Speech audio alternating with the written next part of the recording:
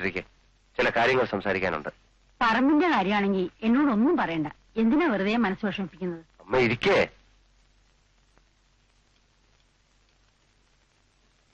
അമ്മയ്ക്ക് എന്നോട് ദേഷ്യമുണ്ടോ? എന്തിന്? ഇതിനൊക്കെ കാരണം എന്റെ പിടിപ്പുകാരാണെന്ന് അമ്മയ്ക്ക് തോന്നുന്നുണ്ടോ? എല്ലാവർക്കും ഓരോരോ കാലദോഷങ്ങളുണ്ട് മോനെ. ഉജ്ജമ ഭാവത്തിന്റെ ഫലം എന്ന് കരുതി സമാധാനിക്കന്നെ. മറ്റൊരു പോംവഴി ഇല്ലാത്തോണ്ട് പറയാ. പറമ്പ് ലേലം കഴിഞ്ഞാലുടനെ ഈ വീടിന്റെ കേസും വിധിയാവും. കുഞ്ഞിക്കണ്ണനാരെ കുറ്റം പറഞ്ഞിട്ട് കാര്യമല്ല. ഒരു ചില്ലിക്കാശ് പോലും നമുക്ക് തിരിച്ചു കൊടുക്കാൻ പറ്റില്ലല്ലോ. നോടി, മുതിർന്ന ഒരു വർത്തമാനം പറയുമ്പോ വായി നോക്കി വെക്കരുതെന്ന് ഞാൻ പറഞ്ഞിട്ടില്ലേ? ഓ, അമ്മ സമ്മതിച്ചാല് ഈ 2 കടങ്ങളും തീർത്ത് സമാധാനമായിട്ട് ജീവിക്കാം. ഞാൻ നോക്കിയിട്ട് മറ്റൊരു വഴിയും കാണുന്നില്ലാത്തതുകൊണ്ടാണ്. വരുന്ന പോലെ വരട്ടെ, ടൗണിലെ വീട് നമുക്കങ്ങ് വിൽക്കാം. അത് വേണോ മോനെ? ലേലം കുറച്ചുകൂടി നീട്ടി വെച്ചൂടെ? എന്നിട്ട് 1 മാസത്തെ കൂടെ നീട്ടി വെക്കാം. അത് കഴിഞ്ഞാലോ പിന്നെ ഈ വീടിന്മേലുള്ള കടം. 10-200 രൂപ വാടക കിട്ടുന്നതല്ലേ മോനെ? ഇതൊക്കെ എനിക്ക് അറിയാൻ മേലഞ്ഞിട്ടാണോ അമ്മേ?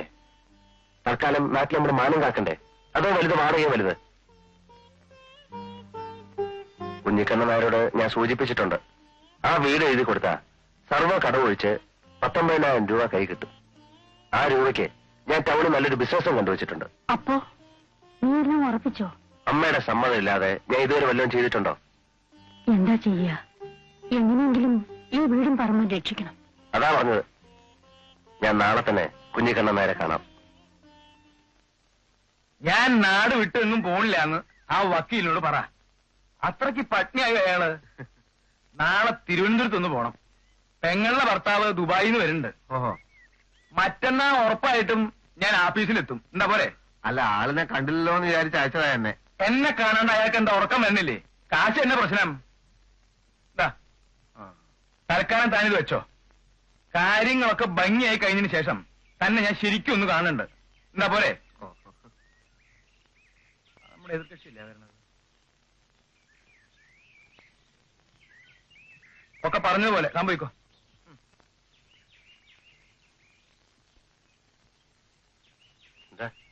അങ്ങനെ നാട്ടുകാരുടെ മുൻപിൽ താൻ ഒരു വഷളനാക്കി, ഒരു നിഷ്ഠൂരനാക്കി. തൃപ്തിയായില്ലേ എനിക്ക്? കുഞ്ഞിക്കണ്ണേട്ടന്റെ ആഗ്രഹം നടന്നല്ലോ. നാട് മുഴുവൻ ചെണ്ട പൊട്ടിച്ചില്ലേ? അത് തന്നെ ഞാനും പറയണത്. തന്നോട് ഞാൻ ക്രൂരത കാട്ടിന്നാ എല്ലാവരും പറയണത്. എനിക്ക് തരാനുള്ള പണത്തിനെ പറ്റി പറയുമ്പോ ആർക്കും ഒന്നും മിണ്ടാനില്ല. കാശ് തരില്ല എന്ന് ഞാൻ പറഞ്ഞില്ലല്ലോ. മരിക്കുന്നത് വരെ കാശ് തരാൻ ശ്ലോകം ചൊല്ലിക്കൊണ്ട് വല്ല കാര്യമായോ? തനിക്കറിയാലോ, എന്റെ പെങ്ങളുടെ ഭർത്താവിന്റെ കാശ് എടുത്താ തനിക്ക് തന്നത്. നാളെ അവൻ ദുബായിൽ നിന്ന് വരിക. കൊടുത്ത കാശിന് എന്തിനും തീരുമാനമായില്ലെന്ന് അവൻ ചോദിച്ചാൽ ഞാൻ എന്താ പറയാ? ഇപ്പൊ പിന്നെ ഒരു ഉറപ്പെങ്കിലും കിട്ടില്ലോ. ടൗണിലുള്ള വീട് മതി. ടൗണിലുള്ള വീടിന്റെ കാര്യം ഇനി താൻ പറയണ്ട. ഒരു കാര്യം ഞാൻ പറഞ്ഞേക്കാം ഗോപാലകൃഷ്ണ, ഒട്ടും വൈകാതെ മറ്റേ കേസും വിധിയാവും. തന്നെയും കുടുംബത്തെയും പെരുവഴിയിൽ ഇറക്കി എന്നുള്ളൊരു ദുഷ്പേരും കൂടി താൻ എനിക്ക് സമ്പാദിച്ചു തരും. അതിന്റെ ഒന്നും ആവശ്യം വരില്ല എന്നേട്ടാ. ടൗണിലുള്ള വീട് കുറെ കാലമായല്ലോ ടൗണിലുള്ള വീടിന്റെ കാര്യം താൻ പറയാൻ തുടങ്ങിയിട്ട്. ഇതുവരെ അമ്മ സമ്മതിക്കാഞ്ഞിട്ടല്ലേ?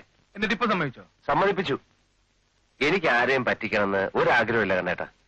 കണ്ണേട്ടൻ എന്ന് പറഞ്ഞ പോലെ ഇവിടുത്തെ വീടിന്റെയും പറമ്പിന്റെയും മേലുള്ള കടമൊഴിച്ച് ബാക്കി കാശിങ്ങന്നോ. നീ ഇത് കാര്യമായിട്ട് പറയാണോ? ഇത് പിന്നെ തമാശ പറയാൻ പറ്റിയ വിഷയ. എന്റെ അച്ഛൻ RT ഓഫീസിൽ ക്ലർക്കായിരുന്നപ്പം ചോര നീരാക്കി ഉണ്ടാക്കിയ വീട്. ആ പുണ്യൊന്നും പറയണ്ട. RT ഓഫീസുകാര് ഒരു കാലത്തും ചോര നീരാക്കേണ്ടി വന്നിട്ടില്ല.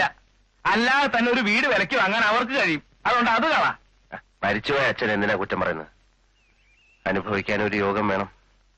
ഏതായാലും ആദ്യ പറമ്പ് ലേലത്തിനൊരു സ്റ്റേ വാങ്ങണം. അപ്പോ പുതിയൊരു എഗ്രിമെന്റ് ഉണ്ടാക്കണ്ടേ? ഉണ്ടാക്കാം. പക്ഷെ ഒരു കാര്യം, ആ വീട്ടിൽ നിന്ന് വാടകക്കാരെ ഒഴിപ്പിച്ചതിന് ശേഷം മതി രജിസ്റ്റർ. അത് മതി. ആരപ്പ അവിടെ താമസം? അച്ഛന്റെ പരിചയത്തിലുള്ള പാർട്ടീസാ. ടാങ്ക് കിട്ടണം, പൈപ്പ് മാറ്റണം, വെള്ളം പൂശണം എന്നൊക്കെ പറഞ്ഞ് എപ്പോഴും കത്തെഴുതാറുണ്ട്. അതുകൊണ്ട് ഞാനങ്ങോട്ട് പോകാറില്ല. പക്ഷെ മര്യാദക്കാരാ. വാടക കൃത്യമായിട്ട് അയച്ചു തരുന്നുണ്ട്. അവിടെ ചെന്ന് അവരോട് ഒഴിയാൻ പറ. അത് ഞാൻ ഏറ്റു. ലേലത്തിന് സ്റ്റേ 1 മാസത്തേക്ക് കിട്ടും. അതിനുള്ളിൽ ആളൊഴിപ്പിച്ച് രജിസ്റ്റർ ചെയ്ത് തന്നാൽ ഇവിടുത്തെ വസ്തുക്കളിന്മേലുള്ള കടം ഒഴിഞ്ഞു തരുന്നതായി ഒരു എഗ്രിമെന്റ് എഴുതിച്ചോളൂ. ഇനി സാക്ഷികള് ഇവിടെ പേരെഴുതി ഒപ്പിട്ടോളൂ. ഓ, പേരേതാ അറിയില്ല അല്ലേ? ഇവിടെ വരും.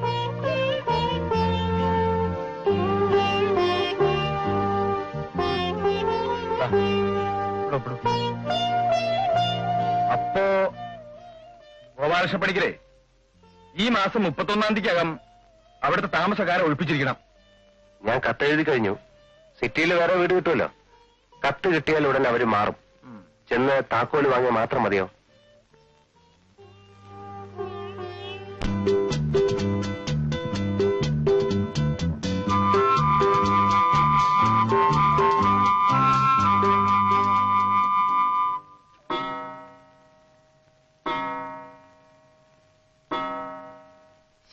ഇന്ന് ലേറ്റ് തന്നെ. അമ്മേ, ഒന്നെങ്കിൽ വരുന്നുണ്ടോ? നേരം പോയി. ആ ഓട്ടക്കാരി ഇന്നെങ്കിൽ വരട്ടെ. നേരത്തിന് സ്കൂളിലെത്തണമെന്ന് ഒരു വിചാരമില്ല അവൾക്ക്. അമ്മേ, നീയേ ഉള്ളൊരു തുണ എന്റെ ഗുരുവായൂരപ്പ. അച്ഛനില്ലാത്ത കുട്ടികളാ. എന്റെ കണ്ണടഞ്ഞാ പിന്നെ അവർക്ക് വേറെ ആരുമില്ല. കുറച്ചുകൂടെ ഭേദപ്പെട്ട ഒരു ജോലി നീതിക്ക് വാങ്ങി കൊടുക്കരുതോ എന്റെ കൃഷ്ണ. ദീപമോളെ പരീക്ഷയെ തോപ്പിക്കല്ലേ. മോനിക്കുട്ടന്റെ കാര്യത്തിൽ എനിക്ക് ആകെ ഒരു വിഷമം. ചെക്കന് തീറ്റി എന്നല്ലാതെ വേറെ ഒരു വിചാരവും ഇല്ല. അവനെ പഠിപ്പിച്ച് ഒരു വലിയ ഡോക്ടറാക്കണമെന്നാ എന്റെ ആഗ്രഹം.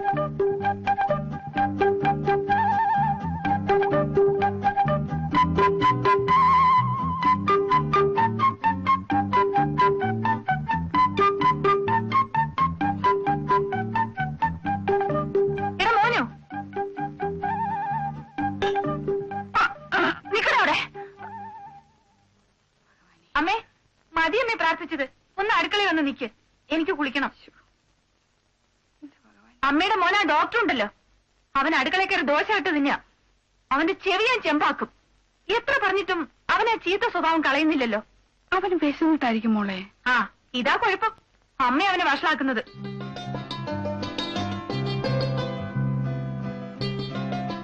ഞങ്ങളിന്ന് നെഹ്റു പാർക്ക് വരെ ഓടി ചേച്ചി. ഒട്ടും ക്ഷീണം തോന്നിയില്ല. പഠിത്തം മതിയാക്കി ഓട്ടം മാത്രായോ? ഹോംവർക്ക് ഒക്കെ രാത്രി തന്നെ ചെയ്തു ചേച്ചി. വായിക്കാനൊന്നുമില്ലേ? ദിവസേന 1 മണിക്കൂറെങ്കിലും ഓടണമെന്ന് ടീച്ചർ പറഞ്ഞു. ഉഷ ചേച്ചിക്ക് ഇത്രയും സ്റ്റാമിന കിട്ടിയത് അങ്ങനെയാണത്രേ. ഏത് ഉഷ ചേച്ചി? ഉഷ ചേച്ചി, PT ഉഷ ചേച്ചി. ഉഷ ചേച്ചിയുടെ അതേ സ്റ്റൈലിലാണ് ഇത്ര ഞാനും ഓടുന്നത്.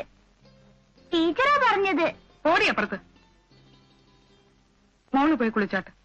ഡോക്ടർ പിന്നെയും വരും കട്ട് തിന്നെ. അമ്മ അകത്തോട്ടിയല്ലേ.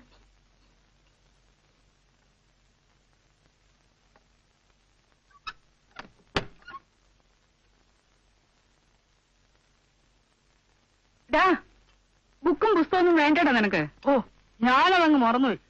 ഇതിപ്പോ കൊണ്ടുപോയിട്ടും വലിയ കാര്യമൊന്നുമില്ല. ഓ, നേരം പോയി. പോട്ടെ അമ്മേ.